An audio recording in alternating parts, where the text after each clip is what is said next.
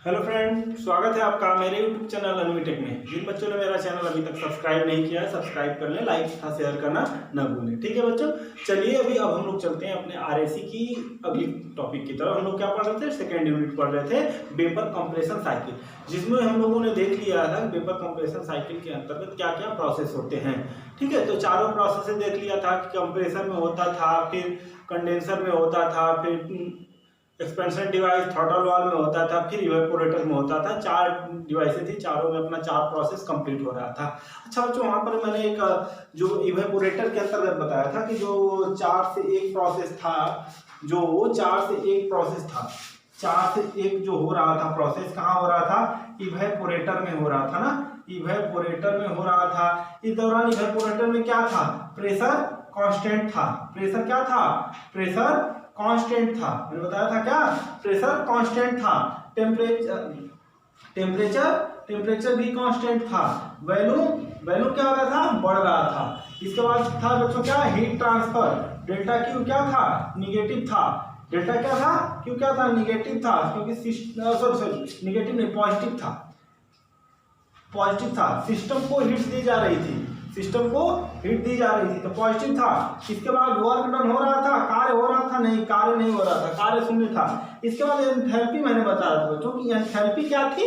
Constant मैंने वहां बताई थी। हाँ, कांस्टेंट होती, थोड़ा सा वहां पर मैं दिमाग से निकल गया था। कांस्टेंट होती बच्चों कब? जब यह गैस के लिए होती। किसके लिए होती? गैस के लिए या आइडियल गैस के लिए। गैस या आइडियल गैस के लिए टेम्परेचर कांस्टेंट होने पर ही एंथैल्पी क्या होती है? कांस्टेंट होती है।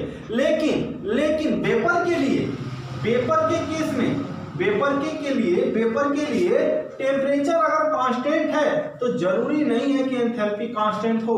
इस दौरान एंथैल्पी या तो बढ़ सकती है या तो घट सकती है, बढ़ सकती है या तो घट सकती है। ठीक है बच्चों, तो इसमें जो है इस प्रोसेस के दौरान तब क्या होगा? एंथैल्पी, चूंकि वेपर के लिए पढ़ रहे थे ना, तो एंथैल्पी क्या हो रही थी? इस दौरान बढ़ रही थी, एंथैल्पी बढ़ रही थी। एंट्रोपी क्या थी? एंट्रोपी भी बढ़ रही थी। ठीक है बच्चों, तो इस तरह थोड़ा सा मिस्टेक हो गया था, तो उसको सुधार लीजिएगा नोट्स में, या पिछले वीडियो का लास्ट में देख लीजिएगा। ठीक है, देखिए बच्चों, गलतियां एक्सेप्ट करना चाहिए। गलती थोड़ा सा जल्दी वो एक्चुअली लास्ट टॉपिक था, जल्दी बताने में क्या हो रहा था, वो टेम्परेचर कांस्टेंट था तो मैंने मार दिया कि कांस्टेंट होती है, लेकिन नहीं, ऐसा नहीं होता। वो वेपर था, वेपर के लिए कांस्टेंट था, लेकिन एंथैल्पी के दौरान क्या हो रही थी? बढ़ रही थी। आइए वही देखेंगे यहाँ पर।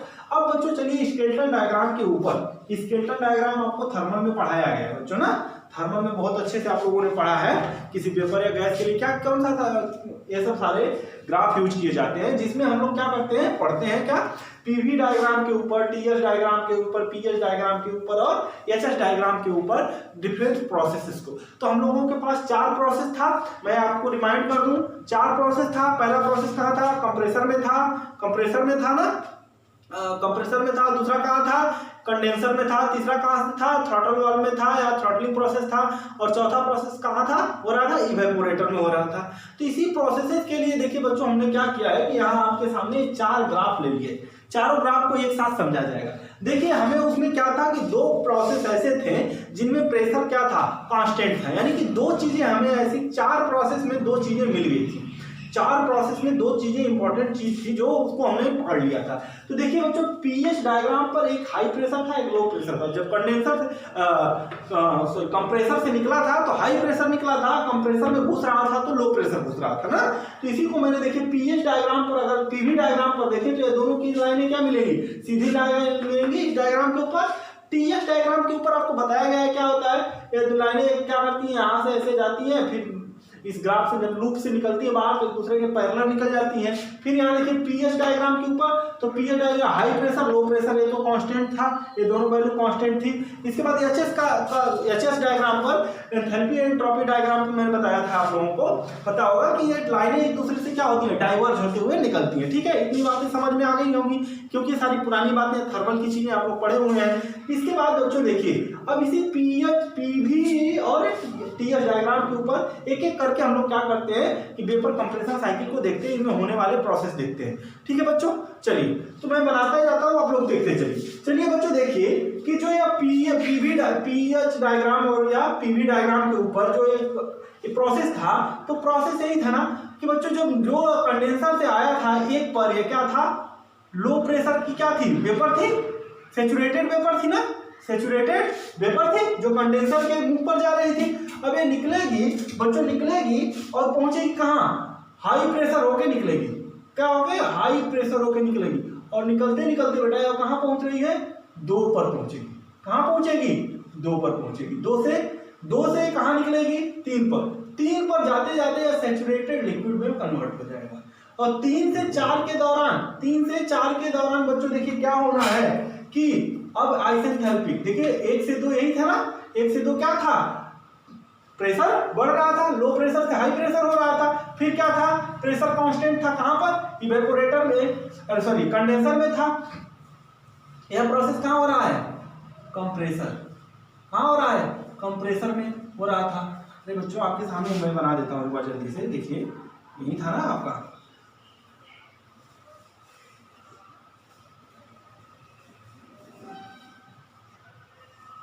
यह कंप्रेसर था आपका, एक इस तरह का बना था।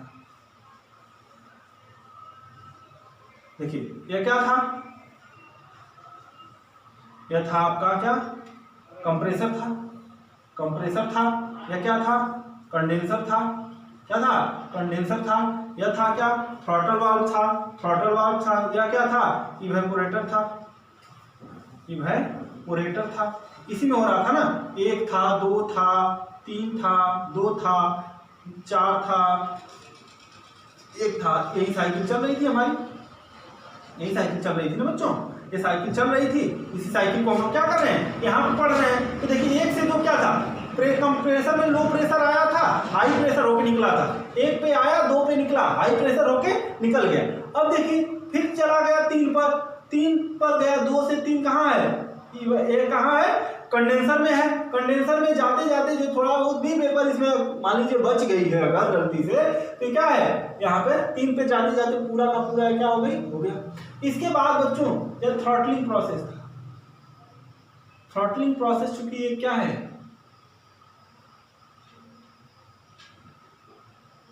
आइसेंथैल्पिक प्रोसेस है। क्या है, आइसेंथैल्पिक प्रोसेस है। तो हमें क्या मिल गया, यह मिल गया 4 पर, सॉरी थोड़ा सा बहुत ज्यादा वो नैरो हो रहा है, इस तरह का होता है।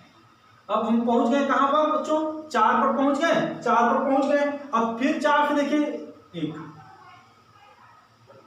तो देखिए यह वाला प्रोसेस हो गया। समझ में आ गया ना बच्चों कि देखिए अब कंप्रेसर में था तो प्रेशर बढ़ा, कंडेंसर में था तो प्रेशर नहीं बढ़ा। कंडेंसर में प्रेशर बढ़ता था, नहीं बढ़ता था।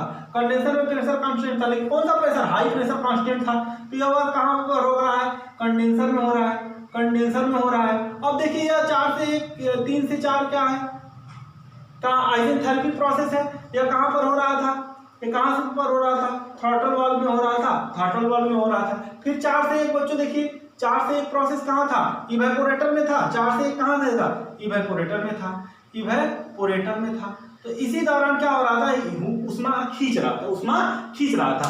तो बच्चों इतनी चीजें तो समझ में आ गई ना कि एक ग्राफ के ऊपर आप लोगों ने क्या किया, सारी चीजों को अच्छे से देख लिया। अब बाकी के ग्राफ के ऊपर भी इसको देख लेते हैं, ठीक है, कैसे क्या हो रहा था। ठीक है बच्चों, चलिए पहले इसको ध्यान से अच्छे से देख लीजिए कि 1 से 2, 2 से 3, 3 से 4, 3 से 4, 3 से 4, 4 से, यही तो बनेगा ना एरिया वेपर के लिए, यही तो बन रहा है ना, यही हो रहा था वहां पर भी। ठीक है बच्चों, इतना करिए।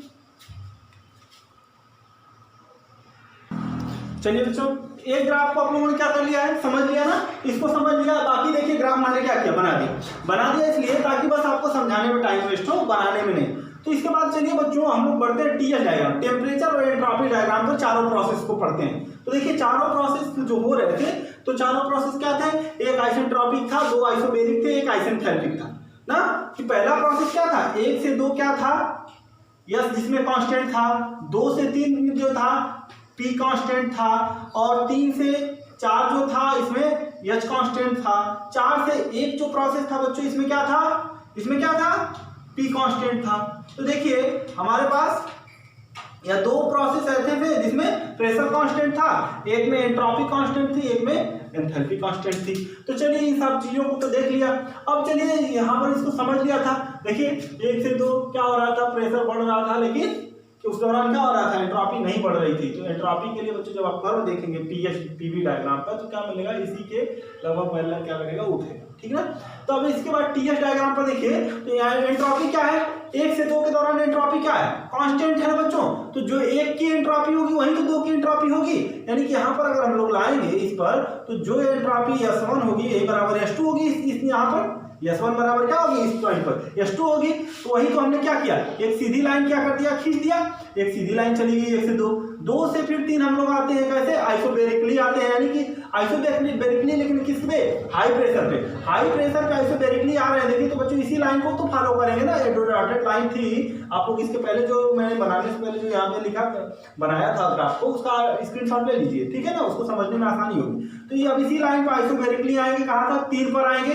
देखिए 2 से 3 क्या आइसोबेरिक प्रेशर कांस्टेंट, तो इस लाइन को फॉलो करेंगे। उसके बाद 3 से 4 देखिए आइसेंथैल्पिक क्या था, आइसेंथैल्पिक था। तो आइसेंथैल्पिक लाइन कुछ इस तरह से आती है। फिर 4 से 1 क्या है, 4 से 1 प्रेशर कांस्टेंट लाइन है, तो कांस्टेंट प्रेशर की लाइन चली गई, इस लाइन को फॉलो करेंगे, लो प्रेशर वाली लाइन को फॉलो करेंगे, ठीक है। तो ये भी प्रोसेस समझ में आ गया ना बच्चों। इसके बाद देखिए इन्हीं चारों प्रोसेस को पी और एच डायग्राम पे देखते हैं। पीएच डायग्राम के ऊपर देख लेते हैं, पीएच डायग्राम के ऊपर देख लीजिए। चलिए पीएच डायग्राम के ऊपर देख लीजिए। पीएच डायग्राम के ऊपर जब चलेंगे बच्चों, तो देखिए हमारे पास हमें दो चीजें, प्रेशर और एंथैल्पी, इस पर कांस्टेंट लाइन मिलेगी। तो देखिए मैंने बता दिया था पीएच डायग्राम, पीएच वाली लाइन है, पीएल वाली लाइन है, लो प्रेशर की लाइन है, हाई प्रेशर की लाइन जा रही थी। तो देखिए 1 से 2 क्या है, 1 से 2 क्या है, आइसेंट्रोपिक प्रोसेस है, आइसेंट्रोपिक प्रोसेस था। लेकिन एंथैल्पी क्या हो रही थी, बढ़ रही थी। एंथैल्पी क्या हो रही थी, बढ़ रही थी। तो देखिए 1 से 2 प्रोसेस था, 1 पर एंथैल्पी क्या है, यह है, और 2 पे एंथैल्पी क्या है, यहाँ है। तो यहाँ पर H1 है, यहाँ पर H2 है। तो H2 क्या है, ग्रेटर देन H1 है, जाहिर सी बात है ग्रेटर देन है, तो यह ग्राफ क्या करेगा, बढ़ेगा। H1 बढ़ रहा था ना, 1 से 2 जाने पे एंथैल्पी क्या हो रही थी, बढ़ रही थी। तो 1 से 2 पर जब जाएंगे तो एंथैल्पी जब बढ़ेगी तो हम इस कर्व को कहाँ पाएंगे, यहाँ पर पाएंगे। उसके बाद था 2 से 3 क्या था, 2 से 3 देखिए प्रेशर कांस्टेंट था। तो इस हाई प्रेशर वाली लाइन पर ही हम बढ़ेंगे, आगे की तरफ बढ़ेंगे, यानी कांस्टेंट प्रेशर लाइन को फॉलो करेंगे। उसके बाद 3 से 4 के दौरान देखिए एंथैल्पी क्या थी, कांस्टेंट थी। एंथैल्पी क्या थी, कांस्टेंट थी। तो क्या आएगी, एक सीधी लाइन आएगी, एक सीधी लाइन आएगी, क्योंकि जो एंथैल्पी हमें यहाँ पर 3 पर होगी वही 4 पर मिलेगी। तो एंथैल्पी कांस्टेंट लाइन हो गई, ठीक है बच्चों। इसके बाद 4 से 1 क्या था, प्रेशर कांस्टेंट था। 4 से 1 के दौरान क्या था, इवेपोरेटर में प्रेशर कांस्टेंट था। तो 4 से 1 तो लो प्रेशर वाले, लेकिन प्रेशर क्या था, लो था। क्या यहाँ से तो हम क्या करेंगे, इस लाइन को फॉलो करेंगे। तो ये ग्राफ भी समझ में आ गया। अब लास्ट आपका बच्चा क्या, एंथैल्पी और एंट्रोपी। तो इसमें देखिए एंथैल्पी एंट्रोपी है, कांस्टेंट वैल्यू है, तो इन दोनों को पढ़ने में आसान है, कोई बात नहीं। इसकी तो सीधी लाइनें आएंगी। अगर एंथैल्पी है तो सीधी लाइन, हॉरिजॉन्टल सीधी लाइन, और एंट्रोपी है तो वर्टिकल सीधी लाइन। तो देखिए 1 से 2 कैसा प्रोसेस था, 1 से 2 जो प्रोसेस था बच्चा वो क्या था, आइसेंट्रोपिक कंप्रेशन था। आइसेंट्रोपिक कंप्रेशन का मतलब एंट्रोपी नहीं बढ़ रही थी लेकिन कंप्रेशन हो रहा था, आइसेंट्रोपिक कंप्रेशन था। तो देखिए इस पर क्या होगा, 1 से 2 एक सीधी लाइन मिलेगी सर, एकदम 1 से 2 सीधी लाइन मिल जाएगी हमें। हाँ ठीक है, 1 से 2 देखिए एंट्रोपी कांस्टेंट है, यानी कि जो एंट्रोपी यहाँ S1 बराबर क्या है, S2 है, ठीक है। इसके बाद 2 से 3 क्या था, 2 से 3 क्या था, आइसोबेरिक था, प्रेशर कांस्टेंट था। तो हम पीएच वाली लाइन को फॉलो करेंगे, कहां तक, सैचुरेटेड लिक्विड लाइन तक, सैचुरेटेड वाटर या लिक्विड लाइन तक। इसके बाद 3 से 4 देखिए क्या था, एंथैल्पी कांस्टेंट था। तो एंथैल्पी क्या है, ए वाला लाइन है ना, और वर्टिकल लाइन है ना। तो यहाँ पर यानी कि यहाँ पर जो H3 है आपका, H3 है, ये क्या होगा, H4 के बराबर होगा ना बच्चों। इसके बाद 3 से 4 हो गया। इसके बाद 4 से 1 क्या था, 4 से 1 क्या था, आइसोबेरिक था। तो आइसोबेरिक लाइन देखिए ये वाली जा रही है ना, ये लाइन ऐसे निकल रही है, तो 4 इस लाइन को फॉलो कर देंगे, तो यह क्या हो जाएगा, आइसोबेरिक हो जाएगा। तो बच्चों यही चारों प्रोसेस हम लोगों ने देख लिया, कहाँ पर, इवेपोरेटर पर। किसके लिए, वेपर कंप्रेशन साइकिल के लिए, और उनमें होने वाले चारों प्रोसेसेस को हम लोगों ने क्या कर लिया, इसी ग्राफ के ऊपर देख लिया।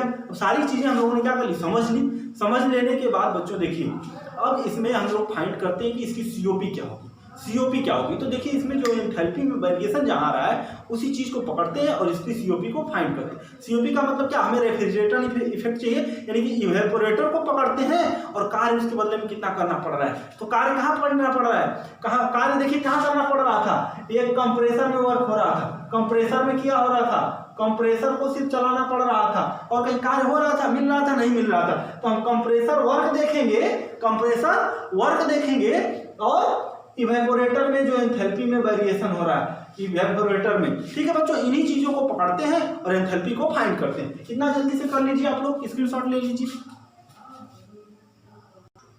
चलिए बच्चों, तो इसकी सीओपी की तरफ बढ़ते हैं, वेपर कंप्रेशन साइकिल की सीओपी क्या होगी उसको देखते हैं। तो देखिए वेपर सीओपी क्या होती है, डिजायर्ड इफेक्ट या refrigeration effect but work expenditure, work expenditure यानी कि हम जो प्रभाव चाहते हैं उसके लिए कितना हमें एनर्जी खर्च करना पड़ेगा, उसी का रेशियो क्या कहलाता है, सीओपी कहलाता है। तो देखिए इस हमें सीओपी क्या है, रेफ्रिजरेशन चाहिए, रेफ्रिजरेशन इफेक्ट चाहिए। तो हमने देखिए आरई अपॉन डब्ल्यू का मतलब क्या, रेफ्रिजरेशन इफेक्ट बटे वर्क एक्सपेंडिचर। तो ये वर्क एक्सपेंडिचर ये क्या है बेटो, तो यही तो कंप्रेशन वर्क है ना, कंप्रेशन, और इसी को क्या, इसी को कह सकते हैं कंप्रेशन वर्क, कंप्रेशन वर्क कह सकते हैं, बिल्कुल कह सकते हैं, कंप्रेशन वर्क कह सकते हैं, हाँ कह सकते हैं सर। तो देखिए यहाँ कितना होता है, तो रेफ्रिजरेशन इफेक्ट कहाँ है, कहाँ पर हो रहा है, इवेपोरेटर में हो रहा है ना बच्चों, यही इवेपोरेटर में ही तो हो रहा है, 4 से 1 के दौरान ही तो हो रहा है, 4 से 1 के दौरान ही तो हो रहा है, यही इवेपोरेटर में हो रहा है। तो एंथैल्पी में क्या वेरिएशन आ रहा है, तो देखिए H1 माइनस H4 यानी कि H1 पे एंथैल्पी ज्यादा है, H4 पे कम है। तो क्या करेंगे, H1 में से H4 को घटाएंगे तो नेट एंथैल्पी में क्या आ जाएगा, परिवर्तन देखने को मिल जाएगा। तो हमें एंथैल्पी में इतना परिवर्तन मिल रहा है, यानी कि इतनी उसमें हम क्या कर रहे हैं, खींच रहे हैं, और उसके बदले में कार्य कितना कर रहे हैं, कंप्रेसर को चलाने के लिए कितना जूल वर्क देना पड़ रहा है। तो यही है डब्ल्यू वर्क एक्सपेंडिचर, या कितना है कंप्रेशन में वर्क, कंप्रेशन वर्क WC के बराबर, यानी कि H2 minus H1, H2 minus H1, मतलब यही तो कंप्रेसर कार्य कर रहा है ना, यही वाला तो कंप्रेसर का कार्य क्या है, यही तो है ना, 1 से 2 तक पहुंचाना, लो प्रेशर की वेपर को हाई प्रेशर के वेपर में निकाल देना, यही तो कर रहा है ना कंप्रेसर। तो बच्चों यही है। तो यहाँ पर चला गया, तो अब देखिए यहाँ पर चला गया तो एंथैल्पी में क्या परिवर्तन आएगा, तो एंथैल्पी हाई प्रेशर वाली की एंथैल्पी क्या थी, ज्यादा थी, इसकी क्या थी, कम थी, तो H2 माइनस H1। तो अब सीओपी क्या आ जाएगा, तो सीओपी आ जाएगी बेटा क्या, VCC इज इक्वल टू क्या, आरी क्या है, आरी क्या, H1 माइनस H4 बटे वर्क कंप्रेशन वर्क या WE क्या था, H2 माइनस H4, यही तो होगा ना बच्चों आपका क्या, सीओपी। बहुत इंपॉर्टेंट है बच्चों, इसको वो आप लोग क्या करेंगे, कहीं पर नोट्स में अलग से लिख लीजिए, बहुत इंपॉर्टेंट है, नोट्स बना लीजिए, इसको रखते रहिए, ठीक है बच्चों। तो इतनी चीजें हमें समझ में लगता है आ गई होंगी, ये ग्राफ समझ में आ गए सारे आपको, इसकी सीओपी क्या है इसको फाइंड कर लिया, ठीक है बच्चों। इसके बाद चलते हैं, इसमें निकालते हैं अलग अलग कंप्रेशन वर्क कहाँ पे है, रेफ्रिजरेशन इफेक्ट कहाँ पे, सबको एक साथ एक डायग्राम के ऊपर देखते हैं। अब इसको जो बच्चे करना है कर लीजिए, स्क्रीनशॉट ले लीजिए, उसके बाद एक ग्राफ बनाएंगे, एक ग्राफ के ऊपर सारे इफेक्ट को देख लिया जाए ना, ठीक है। चलिए करिए, जल्दी से करिए। चलिए बच्चों, मैंने बताया था ना कुछ कंक्लूजन्स देखते हैं, किसके लिए, इससे साइकिल के लिए, किसके लिए, वेपर कंप्रेशन साइकिल के लिए सीओपी निकाल लिया था, कुछ कंक्लूजन बचे थे, इन कंक्लूजन्स को देख लेते हैं। इन कंक्लूजन है क्या, इन्हीं कंक्लूजन्स को देख लेते हैं और आगे बढ़ते हैं। तो देखिए बच्चों, फर्स्ट कंक्लूजन जो है उसके ऊपर विचार करते हैं। क्या फर्स्ट कंक्लूजन है, देखिए बेटो, REWC and QR in VCC, यानी कि refrigeration effect, compression work and heat rejection in vapour compression cycle, यानी कि ये तीन जो काम हो रहा है, कहाँ हो रहा है, कैसे कैसे हो रहा है। तो इसके लिए मैंने स्केलेटन डायग्राम TS वाला ले लिया बच्चों, TS वाला ले लिया, और इसके ऊपर देखते हैं कि कहाँ कैसे हो रहा है। तो देखिए जो TS मैं आपको पढ़ा रहा था, इससे पहले चारों प्रोसेस तो ही बताया था ना, 1 से 2 क्या है, आइसेंट्रोपिक है, तो सीधी लाइन गई, 2 से 3 क्या था, आइसोबेरिक था, इस हाई प्रेशर लाइन को फॉलो करेंगे। 3 से 4 क्या था, आइसेंथैल्पी था। कैसे करेंगे सर, डॉटेड लाइन क्यों दिखा है, ऐसा कुछ दिमाग में नहीं आ रहा है ना। तो देखो बेटा, ये क्या है, एक ओपन साइकिल वर्क है, ठीक है। 3 से 4 क्या है, ओपन प्रोसेस है, ओपन प्रोसेस क्या है, और ओपन प्रोसेस है और इमेजिनरी प्रोसेस है, आइसेंथैल्पिक ऐसा कुछ भी नहीं है कि आइसेंथैल्पिक होता ही है, ठीक है। तो इसको मैंने क्या किया, डॉटेड लाइन से दिखा दिया, ठीक है। इसके बाद फिर 4 से 1 गए थे क्या, इवेपोरेटर में गए थे, इवेपोरेटर में जाके ये काम हुआ था। ठीक है, तो बच्चों देखिए इवेपोरेटर में जो हम लोगों ने देखिए हमने आपके ऊपर देखिए 4 से 1, 1 से ए से बी से 4 एक एरिया नीचे दिखाया है इसके ऊपर, यानी कि एक एरिया आपको मैंने ये शो करा दिया। देखिए ध्यान से देखिएगा बच्चों, एक एक चीज समझ में आ जाएगी कहाँ कहाँ हो रहा है सारी चीजें। तो देखिए एक प्रोसेस यानी कि एक काम एक एरिया मैंने आपको यह शो करा है और इसको लिख दिया एरिया 4 से 1, 1 से ए से बी से 4, यानी कि इसको इतना। तो यह क्या है? तो यही है बेटा आपका क्या रेफ्रिजरेशन इफेक्ट। टीएस डायग्राम के ऊपर आपको बताया गया था, टीएस डायग्राम के ऊपर लूप के नीचे का एरिया या प्रोसेस के नीचे का एरिया क्या दिखाता है? हीट एक्सपेंडिचर दिखाता है या हीट रिजेक्शन दिखाता है या एक्सट्रैक्टेड हीट को दिखाता है या नेट हीट सप्लाइड दिखाता है। ठीक है, यही दिखाता है बच्चों। तो यह देखिए, तो यह प्रोसेस क्या है? रेफ्रिजरेशन इफेक्ट है। 4 से ए, 1 से ए से बी से 4, यह क्या है? रेफ्रिजरेशन इफेक्ट है। कहाँ हो रहा है? इवेपोरेटर में, यानी कि इतनी एंथैल्पी में वेरिएशन कहाँ पे मिल रहा था? आरई इफेक्ट जो आरई मिल रहा था आपका, आरई कहाँ मिल रहा था? H1 - H4 कहाँ मिल रहा था? तो बेटा यही एरिया क्या दर्शा रही है? H1 - H4 को दर्शा रही है, एंथैल्पी में वेरिएशन को दर्शा रही है। सर यहाँ तो एंट्रोपी यहाँ है, यहाँ पर हम क्या ले सकते हैं? एंथैल्पी भी रख सकते हैं। इधर एंथैल्पी रख लीजिए, आप चाहे कि हीट रख लीजिए, कुछ भी रख लीजिए, स्पेसिफिक वॉल्यूम रख लीजिए, जो रखना है रख लीजिए। ठीक है बच्चों, तो इधर आपको टीएल डायग्राम पे दिखा रहे हैं, तो इधर हमने एस को रखा है। तो यहाँ पर देखिए यह एरिया किसको दिखा रही है? रेफ्रिजरेशन इफेक्ट को दिखा रही है। अगला क्या है? कंप्रेशन वर्क है ना बेटा। कंप्रेशन वर्क को देखिए, इतनी चीजें समझ में आ गई ना? हाँ चलिए बच्चों, अब देखते हैं दूसरा प्रोसेस, दूसरा हीट रिजेक्शन। हीट रिजेक्शन को देख लेते हैं कहाँ हो रहा है। तो देखिए बच्चों 1 से 2 गए हम ना, तो 2 से गए तो हीट क्या हो गई? क्या हो रही है? सिस्टम की हीट क्या, प्रेशर बढ़ने के साथ साथ उसमें टेम्परेचर क्या हो रहा है? बढ़ रहा है ना। तो उस बढ़े हुए टेम्परेचर को हमें क्या करना है? बाहर फेंकना है। तो जहाँ कहाँ फेंकते थे? कंडेंसर में। 2 से 3 प्रोसेस के दौरान कर रहे थे ना। तो देखिए मैंने मान लिया कि 2 से चले हम लोग पहुंचे कहाँ पर? मान लीजिए यहाँ पर हाई क्या था या डी सुपर हीटिंग कर रहे हैं, डी सुपर हीटिंग कर रहे हैं ना, डी सुपर हीट कर रहे हैं, यानी कि उसमें टेम्परेचर को क्या कर रहे हैं? गिरा रहे हैं। तो देखिए 2 से 3 की तरफ बढ़ेंगे, तो 2 से आते हम पहुंच गए 2 डैश पर, 2 डैश से हम लोग पहुंचे 3 पर, 3 डैश से फिर आए सीधे कहाँ पर? सी पर आ गए। हाँ जी, कहाँ पर आए? सी पर आए। सी से बी गए, बी से ए और ए से 1 और फिर ए।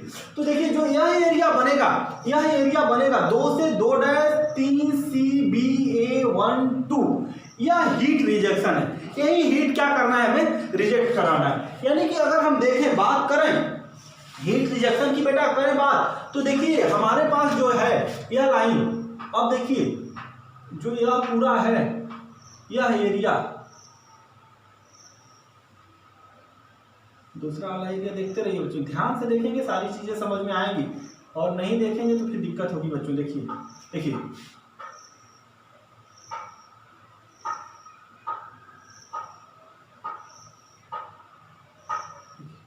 तो जो यह एरिया है, यह पूरी एरिया जो है यह किसको दिखा रही है या किसको दर्शा रही है? कि हीट रिजेक्शन को दिखा रही है। लेकिन यह हीट रिजेक्शन कहाँ हो रहा है? कंडेंसर में, यानी कि यही हीट रिजेक्शन कंडेंसर में हो रहा है। अब आपका बचा क्या? कंप्रेशन वर्क बचा ना बचा, कंप्रेशन वर्क बचा। सिर्फ क्या बचा? Compression work. टोटल तो हमारे पास यही एरिया है ना, टोटल एरिया क्या है हमारे पास है? टोटल एरिया में से इतना एरिया क्या है? क्या है? रेफ्रिजरेशन इफेक्ट है। तो इतनी एरिया में से इतनी एरिया निकालेंगे तो जो एरिया बचेगी वही क्या होगी? वो कंप्रेशन वर्क होगा। उसको देख लेते हैं, कंप्रेशन वर्क को भी देखते हैं। चलिए समझा देता हूं। हाँ बच्चों चलिए तो देख लीजिए कि अब हमारा पास जो कंप्रेशन वर्क है वो कितना हो रहा है। तो मैंने बताया कि टोटल एरिया में से क्या करिए, इस जो हमारा रेफ्रिजरेशन इफेक्ट है उसको क्या करिए? घटा दीजिए। तो घटाएंगे तो देखिए टोटल एरिया तो हमारे पास है इतनी एरिया है। अब बचेगी क्या? इसको निकालना है हमें। क्या करना है? इसको निकालना है। तो देखिए बच्चों चलते हैं हम लोग, पकड़ते हैं 2 को, 2 से हम चलते हैं 2 डैश, 2 डैश से फिर चलते हैं 3 से सी आ जाते हैं, सी से बी चलते हैं। कहाँ चलते हैं? बी। अब बी से अब इधर नहीं बढ़ना है क्योंकि यार तो रेफ्रिजरेशन इफेक्ट है ना, इधर नहीं बढ़ना है। अब चलिए आप लोग सीधे कहाँ पर? 4 पर आइए, 4 से 1 आइए, 1 से 2 आइए फिर आ जाइए, तो देखिए उसी को लिखा है एरिया 2 से 2 3 CB 1 और 2, यह वर्क डन बाय कंप्रेसर, यह जो वर्क हो रहा है इसमें जो वेरिएशन आ रहा है वही क्या है, कंडेंसर का वर्क है। ठीक है बच्चों, तो इतना आप लोगों ने जान लिया। इसमें जो है आगे हम लोग थोड़ा सा और जानेंगे कि वेट कंप्रेशन क्या होता है, ड्राई कंप्रेशन क्या होता है, क्या फायदे हैं क्या हानियां हैं। ठीक है, तो इसमें बस बेटा इतना ही जान लीजिए कि सारी चीजों को जान लिया ना, जो कौन कौन सी एरिया क्या क्या दर्शाएगी। तो जो एयर एरिया है 4 से, पहली बात एयर एरिया क्या दर्शा रही है, रेफ्रिजरेशन इफेक्ट दर्शा रही है। यहाँ पूरी एरिया किसको दर्शा रही है, पूरी एरिया देखिए किसको, हीट रिजेक्शन को दर्शा रही है। उसके बाद इतनी पूरी एरिया में से इस एरिया को निकालेंगे तो हमें क्या बच जाएगा, work done by compressor, compressor कितना कार्य करेगा, क्या कितनी एनर्जी में वेरिएशन आ रही है। यानी कंप्रेसर में क्या था, H2 - H1 था ना, H1 था ना, यही दर्शाएगा, यह एरिया H2 - H1 को दर्शाएगी, और यह एरिया जो है H1 - H4 को दर्शाएगी, यही तो दर्शाएगी ना, यही दर्शाएगी, यही COP भी थी इसकी। तो ठीक है बच्चों, जिन बच्चों ने अभी तक मेरा चैनल सब्सक्राइब नहीं किया है सब्सक्राइब कर लें, लाइक तथा शेयर करना ना भूलें। इसके बाद बच्चों इसमें का जो थोड़ा बहुत बची हुई चीज़ें हैं, जैसे कि ड्राई कंप्रेशन, वेट कंप्रेशन, क्या फायदे हैं क्या नहीं फायदे हैं, फायदा नुकसान इसका देखा जाएगा। अभी फिलहाल के लिए इतना ही, चलिए अगली टॉपिक जो है अगली वीडियो में, तब तक पढ़ते रहिए बच्चों, थैंक यू।